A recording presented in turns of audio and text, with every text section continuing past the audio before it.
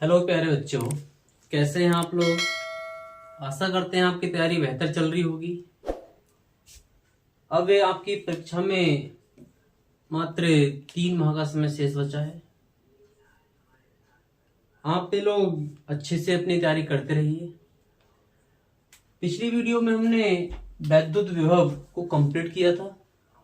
आज हम इसका दूसरा भाग है वैद्युत धारिता, इसको पढ़ेंगे।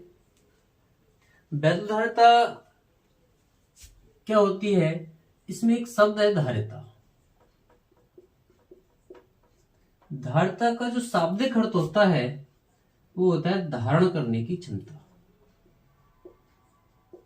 धारण करने की क्षमता क्या होता है? धारण करने की क्षमता। तो यहां पर जो हेडिंग हमारी रहेगी वो रहेगी वैद्युत धारिता। वैद्युत धारिता। धारिता का जो अर्थ होता है वो धारण करने की क्षमता है। जैसे जिस प्रकार से क्या होता है, अगर हम कोई खाली बर्तन लें और उस खाली बर्तन को अगर हम थोड़े थोड़े जल से अगर उसमें थोड़ा थोड़ा करके जल डालें और उसको जब जल उसमें भरता जाएगा और एक कंडीशन ऐसी आ जाएगी कि जल से पूरा बर्तन भर जाएगा, और अगर हम उसमें और जल डालने लगे तो जल क्या होगा, बर्तन से बाहर निकलने लगेगा।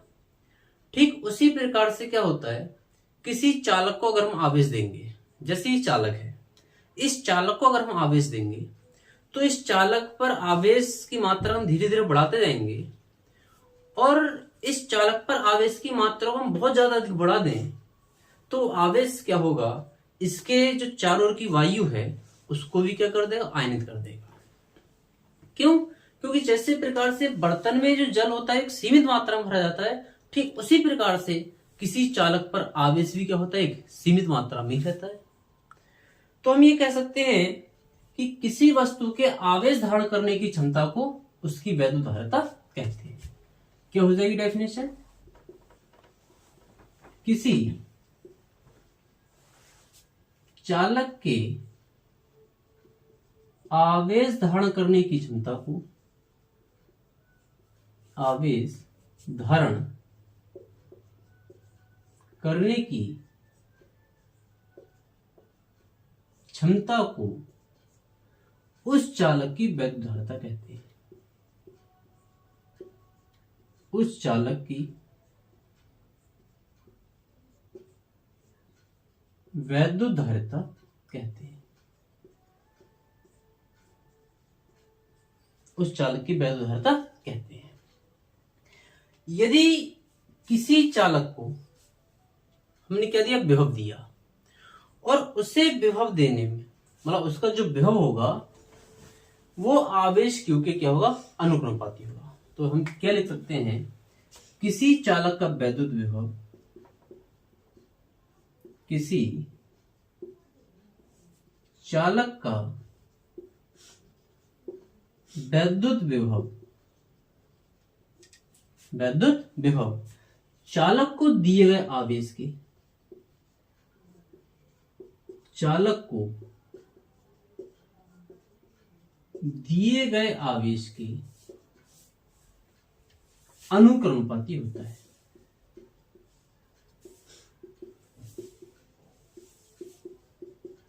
अनुक्रमानुपाती होता है।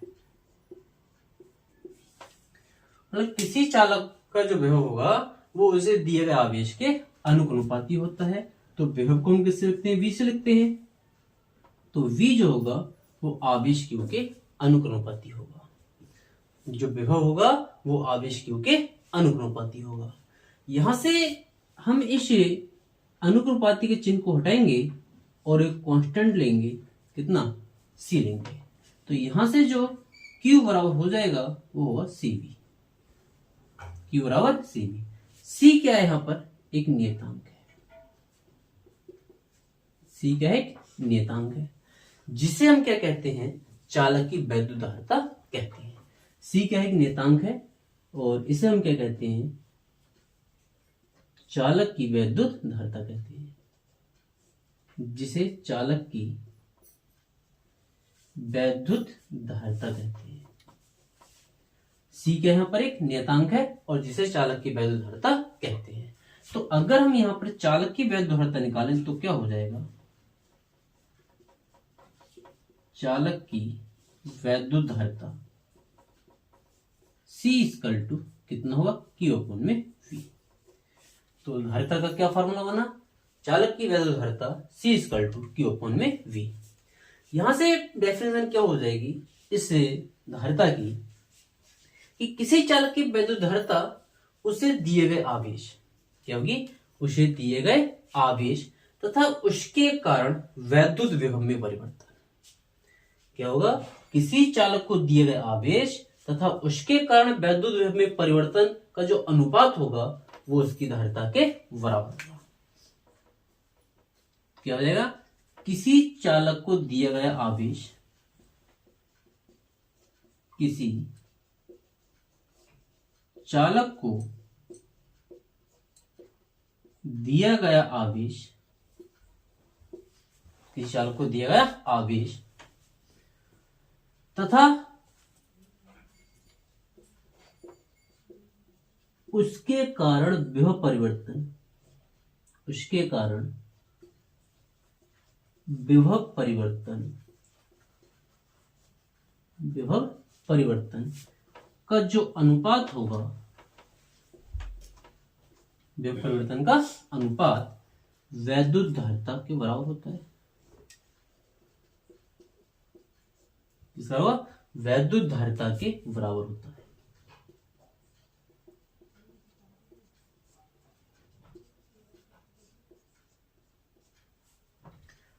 देखो, किसी चालक को दिया गया आवेश तथा उसके कारण, किसके, इस आवेश के कारण विभव में जो परिवर्तन होता है, इन दोनों का जो अनुपात होगा वो वैद्युत धारिता के बराबर होता है। यहां पर जो धारिता का मात्रक होगा, मात्रक की अगर हम बात करें तो क्या हो जाएगा, धारिता का मात्रक, एक मात्रक हमारे यहां से आएगा निकल के, क्या आता है, कूलाम, और नीचे क्या है, विभवांतर, विभवांतर मात्रक क्या होता है, वोल्ट, कूलाम प्रति वोल्ट। और इसी को हम क्या कहते हैं, फैराड भी कहते हैं। तो एक मात्रक हमारा क्या होगा, कूलाम प्रति वोल्ट या फैराड, क्या होगा, या फैराड। तो वैद्युत धारिता का जो मात्रक होता है वो कूलाम प्रति वोल्ट या फैराड होता है। यहां पर जो फैराड मात्रक है इसका, ये बड़ा मात्रक होता है। ये क्या है, धारिता का बड़ा मात्रक है। और यहां पर जो अक्सर हम प्रयोग करते हैं वो धारिता के छोटे मात्रकों का प्रयोग करते हैं। और धारिता के छोटे मात्रक होते हैं वो क्या होंगे, ये धारिता के छोटे मात्रक होंगे, जैसे माइक्रोफैराड है आपका, पिकोफैराड है, क्या होगा, माइक्रोफैराड है या पिकोफैराड है। तो यहां पर ये जो हमारा एक माइक्रोफैराड होगा, एक माइक्रोफैराड किसका होगा, जो माइक्रो होता है वो 10⁻⁻⁶ का होता है, 10⁻⁻⁶ फैराड। और एक होता है एक पिकोफैराड, एक पिकोफैराड, एक पिकोफैराड किसका होता है, 10⁻⁻12 फैराड के बराबर होता है। तो धारिता का जो मात्रक होगा वो कूलाम प्रति वोल्ट होगा। और या इसको एक दूसरा मात्रक है फैराड, फैराड जो है इसका बड़ा मात्रक होता है। और हम जो प्रयोग करते हैं वो धारिता के छोटे मात्रक का प्रयोग करते हैं। और धारिता के छोटे मात्रक होते हैं वो एक माइक्रोफैराड और पिकोफैराड होते हैं। एक माइक्रोफैराड 10⁻⁶ फैराड के बराबर होता है और एक पिकोफैराड 10⁻12 फैराड के बराबर होता है। नेक्स्ट इसमें एक इसका मात्रक आता है, एक मात्रक आता है ESU मात्रक। क्या आता है, ESU मात्रक। मतलब धारिता का ESU मात्रक क्या होगा,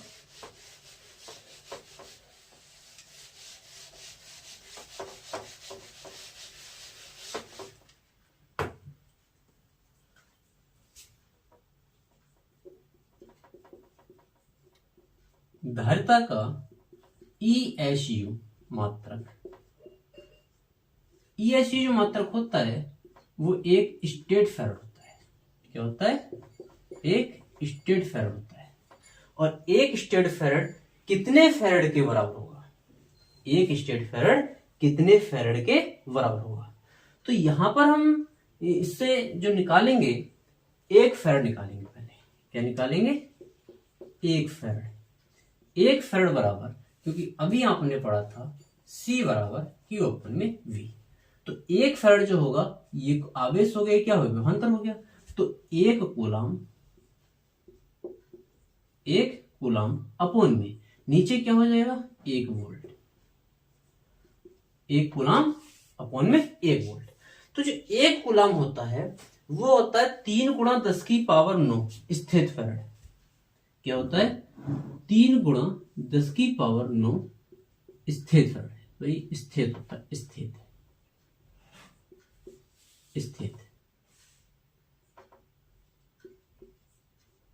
फैराड।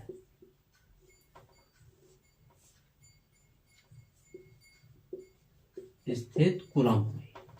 और जो 1 वोल्ट होता है ये होता है 1/300। 1/300 स्थित वोल्ट। क्या होता है? 1/300 स्थित वोल्ट। जब इसको हम हल करेंगे तो ये 300 कहां जाएगा? ऊपर जाएगा। तो 900 गुणा 10 की पावर 9 हो जाएगा। और ये क्या बन जाएगा हमारा?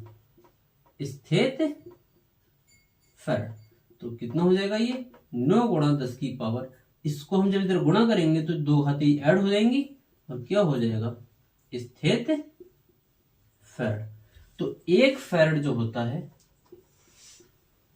वो 9 गुणा 10 की पावर 11 स्थित फैराड के बराबर होता है। जो स्थित फैराड होता है वो ई ऐसी मात्रक होता है हमारा, और जो फैराड है वो हमारा एम केस प्रति मात्रक हो जाता है। धारिता जो है एक अदिश राशि है। धारिता कैसी राशि है? अदिश राशि है। जो धारिता है वो कैसी राशि है? अदिश राशि है। ये आपको ध्यान रखना है, धारिता कैसी राशि है? अदिश राशि है। तो यहां से हम एक इसमें किसी भी चालक की धारिता को हम बड़ा कह सकते हैं। कभी कभी प्रश्न ये पूछा जाता है कि कोई भी चालक है उसकी धारिता को किस प्रकार बढ़ा सकते हैं। तो धारिता की मतलब किसी भी चालक की धारिता को बढ़ाने के लिए हमें क्या करना होगा? एक तो चालक का आकार बढ़ाना पड़ेगा। क्या होगा? नंबर 1, चालक के आकार में वृद्धि करने पर तो चालक का आकार बढ़ाकर धारिता बढ़ सकती है। चालक का आकार बढ़ाकर। नंबर 2, चालक का आकार अगर हम बढ़ा दें तो धारिता को हम बढ़ा सकते हैं। दूसरा, चालक के चारों ओर माध्यम का परावर्तनांक बढ़ने पर भी धारिता क्या होती है? बढ़ जाती है। क्या लिखेंगे? चारों ओर का परावर्तनांक बढ़ाने पर। क्या? चारों ओर का परावैद्युतांक बढ़ाने पर। चारों ओर जो चालक है उसके चारों ओर का अगर हम परावैद्युतांक बढ़ा दें तब भी चालक की धारिता क्या कर सकते हैं? बढ़ा सकते हैं। और दूसरा ये है, तीसरा बिंदु इसका एक और हो जाएगा, आवेशित चालक के निकट। तीसरा क्या हो जाएगा? आवेशित चालक के निकट। आवेशित चालक के निकट। आवेशित चालक के निकट पृथ्वी से जुड़ा एक निकट। पृथ्वी से जुड़ा एक विपरीत आवेशित चालक रखने पर। विपरीत आवेशित चालक रखने पर हमसे प्रश्न पूछा जाएगा कि किसी भी चालक की धारिता को कैसे बढ़ा सकते हैं। तो चालक की धारिता को बढ़ाने के लिए हमें चालक का आकार बढ़ाना पड़ेगा, या चालक के चारों ओर का परावर्तनांक बढ़ाना पड़ेगा, या फिर आवेशित चालक के निकट पृथ्वी से जुड़ा एक विपरीत आवेशित चालक रखना पड़ेगा।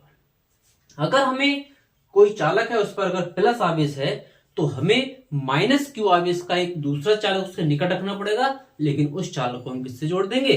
पृथ्वी से जोड़ेंगे। तो ये वाली कंडीशन हम आगे भी पढ़ेंगे अभी। अब यहां पर जो धारिता का बीमी सूत्र होगा वो क्या होगा?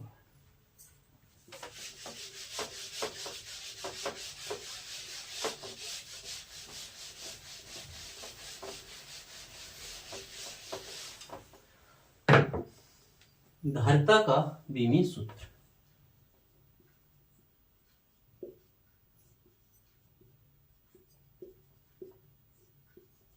वैद्युत धारिता का बीमी सूत्र।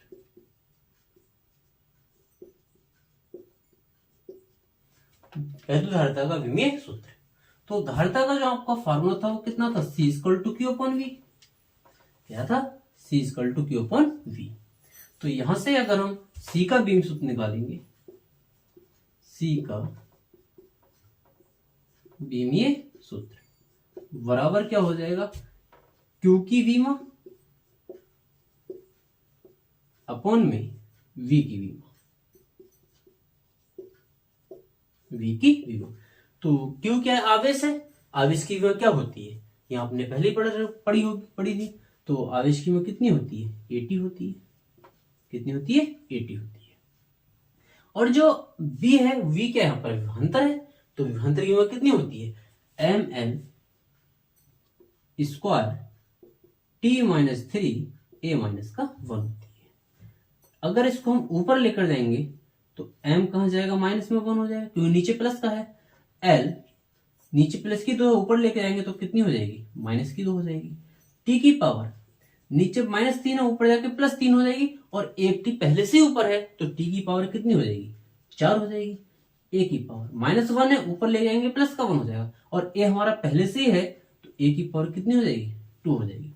तो जो वैद्युत धारिता का बीमी सूत्र है वो कितना होगा? m-1 l-2 t की पावर 4 a की पावर 2। ये इसका बीमी सूत्र हो जाएगा। इसमें एक टॉपिक आता है विलगित गोलीय चालक की वैद्युत धारिता।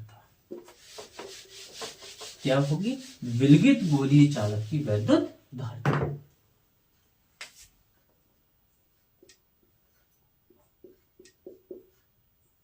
विलगित गोलीय चालक की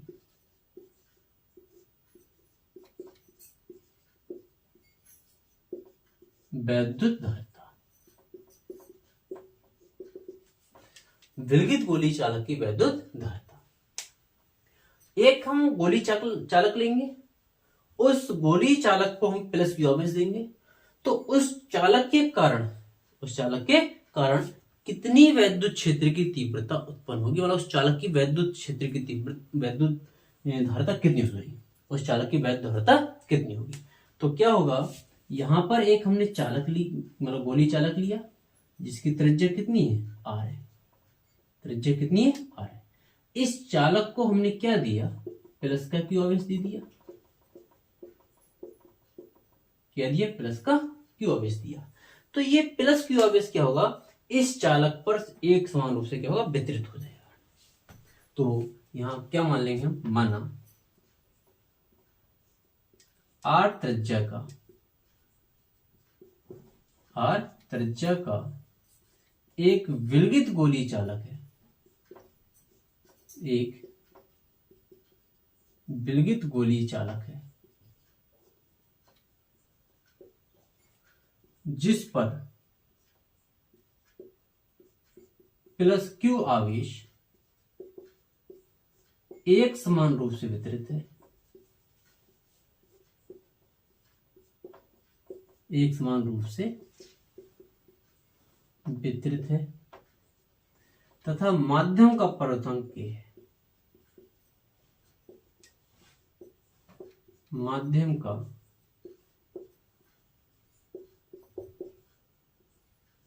परावैद्युतांक k है। r त्रिज्या का एक विलगित गोली चालक है, जिस पर प्लस क्यू आवेश का एक समान रूप से वितरित है, और तथा माध्यम का परावर्तनांक कितना है? k है। मतलब जो विलगित गोली चालक है वो एक ऐसे माध्यम में स्थित है जिसका परावर्तनांक कितना है? k है। इसका परावर्तनांक कितना है? k है। तो यहां पर गोली चालक के पृष्ठ पर, जो गोली चालक है इसके पृष्ठ पर कितना विभव होगा? इसके पृष्ठ पर कितना होगा। तो हम क्या करेंगे कि जो आवेश है प्लस क्यू, इस आवेश को कहाँ मानेंगे, केंद्र पर मानेंगे। जब इस आवेश को केंद्र पर अगर हम मानेंगे तो इसके कारण इसके पृष्ठ पर कितना विभव होगा। तो गोली चालक के पृष्ठ पर वैद्युत लेंगे, गोलीय चालक के पृष्ठ पर विद्युत विभव, विद्युत विभव क्या हो जाएगा, B = 1/4πε0 के इंटू में Q/R। अगर हम इस समस्त आवेश को इसके केंद्र पर मान लें तो इसके पृष्ठ पर जो विभव होगा वो V = 1/4πε0 के इंटू Q/R हो जाएगा। अब यदि गोली चालक की धारिता क्या हो, C हो, यदि धारिता C हो,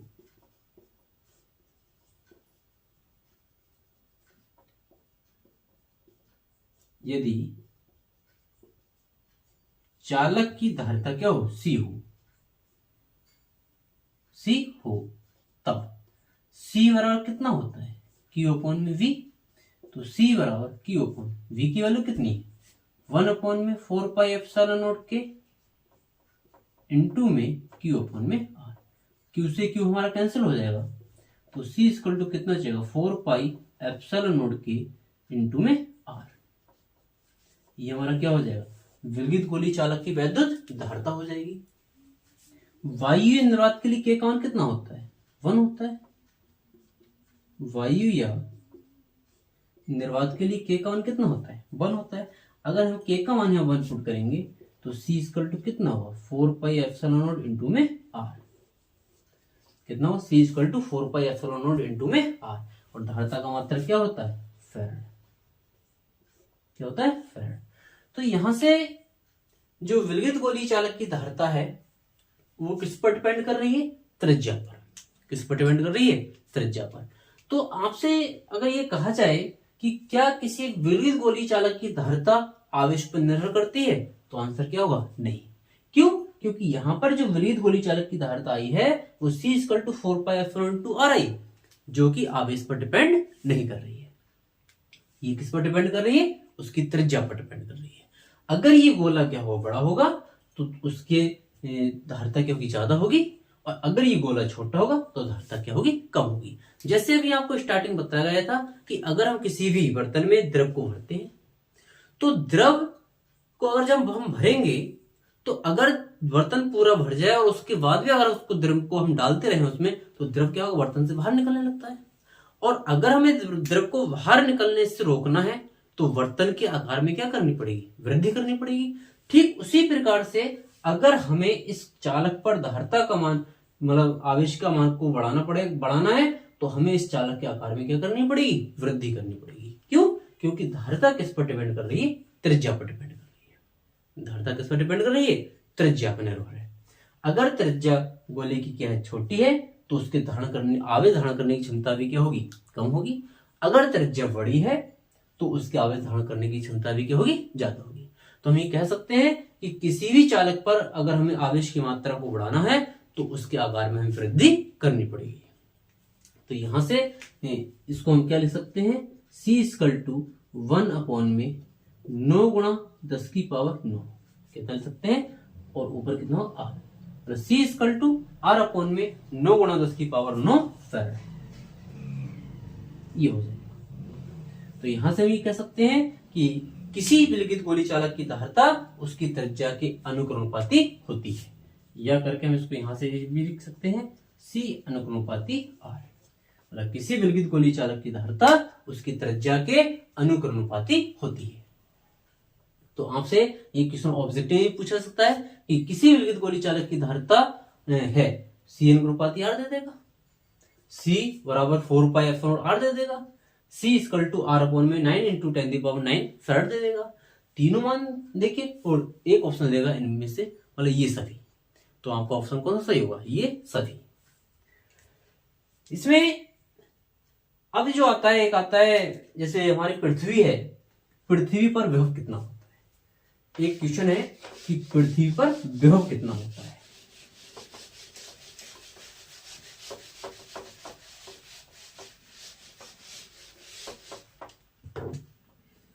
क्वेश्चन क्या है, पृथ्वी पर विभव कितना होता है। पृथ्वी पर विभव कितना होता है।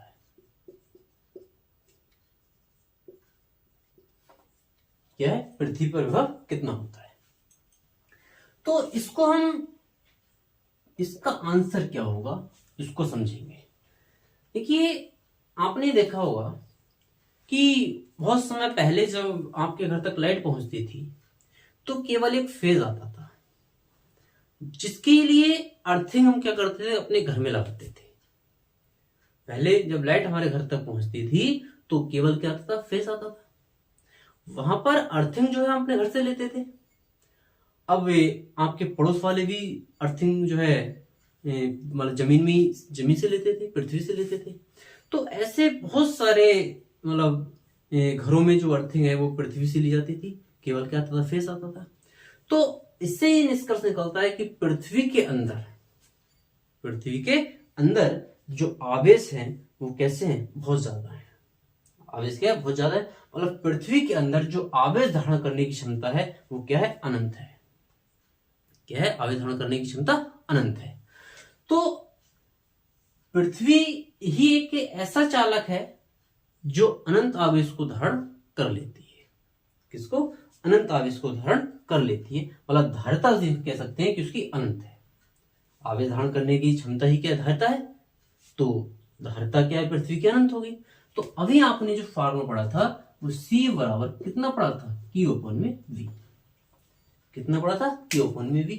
तो पृथ्वी की जो धारिता है, पृथ्वी के लिए जो C का मान है वो कितना है, अनंत है। मतलब पृथ्वी की जो आवेश धारण करने की क्षमता है वो अनंत है। तो यहां पर अगर हम C की जगह क्या ले, अनंत ले लें तो कितना होगा, Q/V। और जो इन्फिनिटी होता है वो कितना होता है, 1/0। कितना होता है, 1/0। इन्फिनिटी जो होता है 1/0 होता है। तो इस इन्फिनिटी की जगह अगर हम 1/0 रखें तो कितना हो जाएगा, Q/V। क्रॉस मल्टीप्लाई करेंगे तो V का मान कितना हो गया, 0। कितना आ गया, 0। तो इससे क्या है कि पृथ्वी पर कितना विभव होता है, पृथ्वी पर विभव कितना होता है। तो पृथ्वी पर विभव कितना होगा, 0 होगा। और पृथ्वी की जो धारिता होगी वो कितनी होती है, अनंत होती है। धारिता क्या होगी, पृथ्वी की अनंत होगी। और विभव कितना होगा, 0 होगा। विभव कितना होगा, 0 होगा।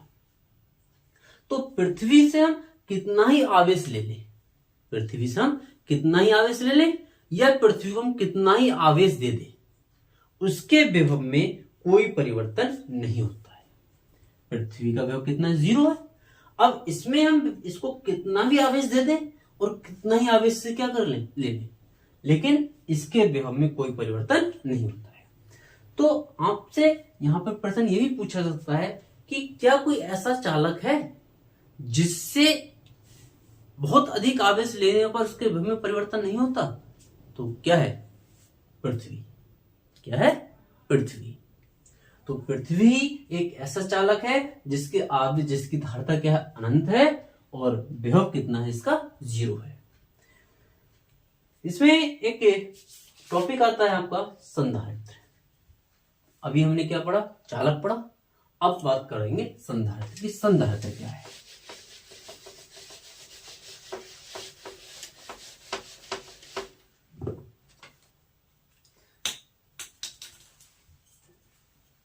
क्या है संधारित्र।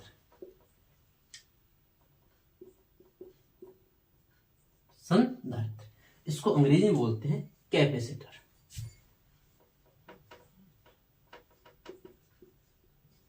कैपेसिटर क्या होता है, कैपेसिटर। संधारित्र, संधारित्र क्या है, जैसे अभी हमने चालक पढ़ा था तो चालक तो वहां पे पहले से पढ़ते आ रहे हो, लेकिन अब क्या है संधारित्र। संधारित्र क्या है, एक ऐसी युक्ति है, संधारित्र क्या है, ऐसी युक्ति है जिसमें के आकार में बिना वृद्धि किए हम इस पर पर्याप्त मात्रा में आवेश को संचित कर सकते हैं। जैसे पिछले क्या था, हमारा चालक था, चालक पर क्या था, एक निश्चित मात्रा में आवेश को संचित किया सकता था। लेकिन संधारित्र एक ऐसी युक्ति है जिसमें अनंत आवेश, मतलब अधिक मात्रा में हम आवेश को संचित कर सकते हैं, उसके आकार में वृद्धि किए बिना। तो किसी भी चालक पर जो आवेश था उस पर एक निश्चित मात्रा ही हम संचित कर सकते थे, निश्चित मात्रा ही उसको दे सकते थे। लेकिन अगर हमें उसे अधिक आवेश देना पड़ता था तो हमें चालक के आकार में क्या करनी पड़ रही थी, वृद्धि करनी पड़ रही थी। चालक के आकार में क्या करनी पड़ रही थी, वृद्धि करनी पड़ रही थी। लेकिन ये संधारित्र एक ऐसी युक्ति है जिसको हम उस चालक के आकार में वृद्धि किए बिना ही उस पर आवेश की मात्रा को बढ़ा सकते हैं। तो क्या परिभाषा हो जाएगी इसकी कि संधारित्र क्या है, एक ऐसी युक्ति है, ऐसी युक्ति है जिसमें आकार में वृद्धि किए बिना, एक ऐसी युक्ति जिसके आकार में वृद्धि किए बिना, एक ऐसी युक्ति जिसके आकार में वृद्धि किए बिना, वृद्धि किए बिना पर्याप्त मात्रा में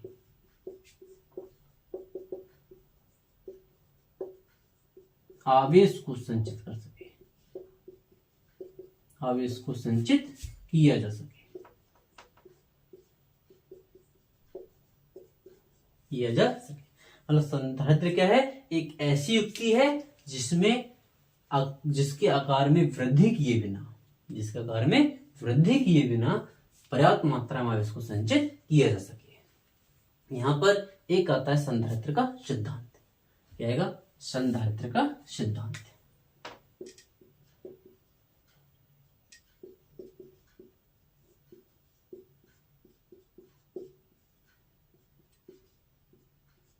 संधारित्र का सिद्धांत, प्रिंसिपल ऑफ कैपेसिटर। क्या है, प्रिंसिपल ऑफ ए कैपेसिटर। अगर सी धारिता के किसी चालक को, कोई सी धारिता का एक चालक है, जैसे हमने एक चालक लिया ए, क्या लिया, एक चालक ए लिया।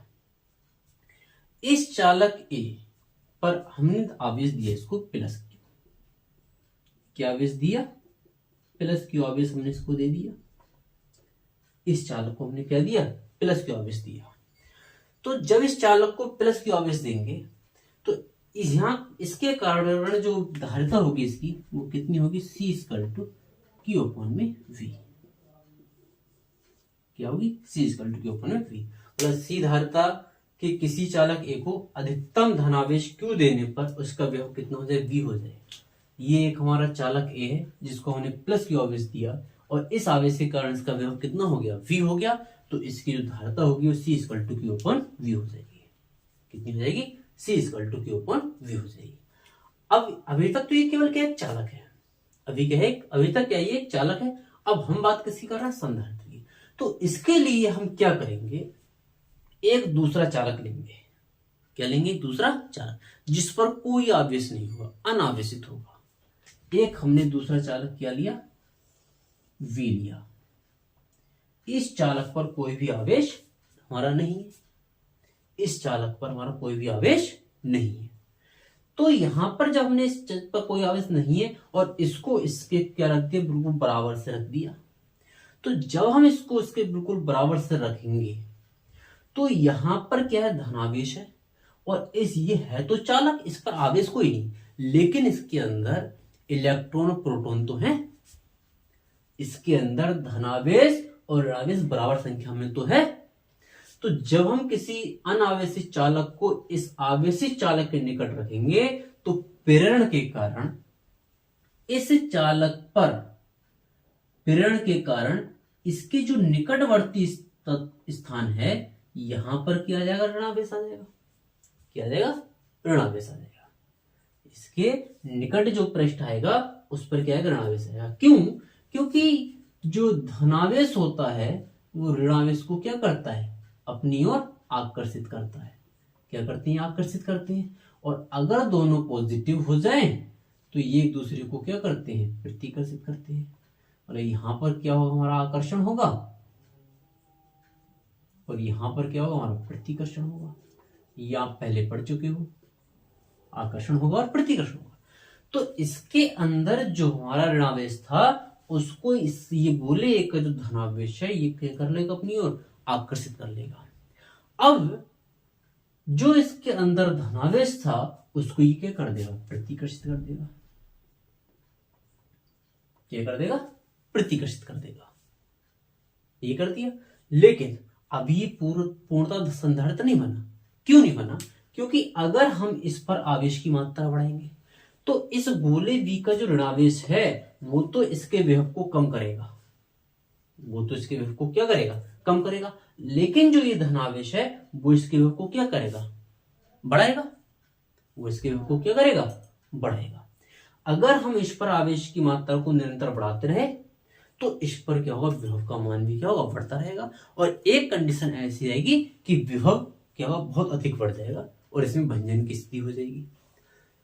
अब हमें क्या करना चाहिए कि इसके विभव को बढ़ने से रोका जाए, क्योंकि ये तो इसके विभव को कम कर रहा है, लेकिन इसके भारी वाला जो धनावेश है वो इसके विभव को क्या कर देगा, बढ़ा देगा। तो इसको हमें इसको विभव को कम करने के लिए जो गोला V है, जो गोली चालक V है, इसको हम किससे जोड़ देंगे, पृथ्वी से जोड़ देंगे। किससे जोड़ देंगे, पृथ्वी से। और आपने अभी पढ़ा था कि पृथ्वी का जो विभव होता है वो कितना होता है, 0 होता है। पृथ्वी को हम कितना भी आवेश दे सकते हैं और कितना भी आवेश उससे क्या कर सकते हैं, ले सकते हैं। तो जैसे ही हम इसको क्या जोड़ेंगे, पृथ्वी से जोड़ेंगे, तो ये जो धनावेश है ये किस में चला जाएगा, पृथ्वी में चला जाएगा, और पृथ्वी में जाकर क्या हो जाएगा, उदासीन हो जाएगा। तो ये जो पूरी युक्ति बनी ये क्या कहलाएगी, संधारित्र कहलाएगी। पूरी युक्ति क्या कहलाएगी, संधारित्र कहलाएगी। तो आप लोग ये बेहतर समझ गए होंगे कि संधारित्र क्या है। तो इस संधारित्र की परिभाषा हम क्या इस प्रकार से दे सकते हैं कि किसी आवेशी चालक के निकट, ये आवेशी चालक था, किसी आवेशी चालक के निकट पृथ्वी से जुड़ा एक अन्य चालक रख दे। क्या रख दे, पृथ्वी से जुड़ा एक अन्य चालक रख दे, तो वह पहले चालक के विभव को निरंतर क्या करता है, कम करता है। पहले चालक के विभव को क्या करेगा, निरंतर कम करेगा। तो जब विभव कम होगा तो इस धारिता का मान क्या होगा, बढ़ जाएगा, जिससे क्या होती है, चालक की धारिता में वृद्धि हो जाती है और उसे हम पहले से अधिक आवेश दे सकते हैं। यही क्या है, संधारित्र का सिद्धांत है। यही क्या है, हमारा संधारित्र का सिद्धांत है। अब संधारित्र की धारिता की जो परिभाषा होगी वो भी क्या होगी, यही होगी। संधारित्र की धारिता की जो परिभाषा होगी वो भी C बराबर Q/V होगी। जैसे चालक की धारिता का फार्मूला था वैसे ही ठीक क्या है, संधारित्र की धारिता का भी फार्मूला सेम रहेगा। इसमें कोई भी चेंज नहीं होगा। केवल क्या था, चालक पर हम एक निश्चित मात्रा में संचित कर सकते थे, लेकिन संधारित्र पर हम उसके आकार में वृद्धि किए बिना ही उस पर आवेश की मात्रा को क्या कर सकते हैं, बढ़ा सकते हैं। तो आज के लिए इतना ही। अगर वीडियो पसंद आई हो तो वीडियो को लाइक कीजिए, चैनल को सब्सक्राइब कीजिए और अपने दोस्तों को शेयर कीजिए।